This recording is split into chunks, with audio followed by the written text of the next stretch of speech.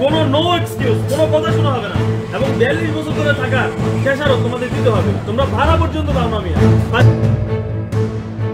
ঢাকা বিশ্ববিদ্যালয়ের হল সংসদ নির্বাচনের এক সপ্তাহ না পেরোতেই এক দোকানিকে জরিমানা করে আলোচনায় এসেছেন মাস্টার দ্য সূর্যসেন হলের ভিপি আজিজুল হক।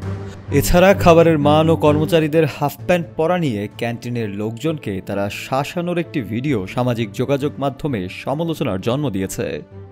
একমাত্র স্মার্ট সিটি বসুন্ধরা, আধুনিকতায় এক ধাপ এগিয়ে। গত শুক্রবার মাস্টার দ্য সূর্যসেন হলের এক দোকানিকে টেস্টিং সল্ট রাখার অভিযোগে ৩,০০০ টাকা জরিমানা করেন আজিজুল হক।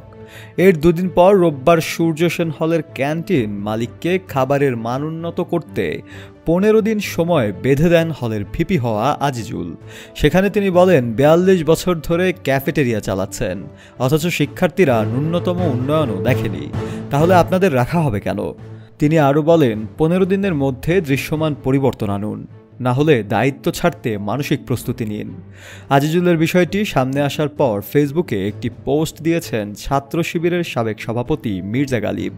তিনি লেখেন, এটা সমস্যা সমাধানের কোনো পদ্ধতি না, এসব ফাটাকেষ্ট টাইপের রোল সিনেমাতেই হয়। হল সংসদের ভিপি কাউকে জরিমানা করতে পারে কি না এ প্রশ্নে প্রক্টর সাইফুদ্দিন আহমেদ বলেছেন, না, জরিমানা তো তারা করতে পারে না, তারা বিষয়গুলো অবশ্যই দেখভাল করবে, কিন্তু যা করবে হল প্রশাসনের মাধ্যমে করতে হবে। শফেল মাওলা, কালের কণ্ঠ।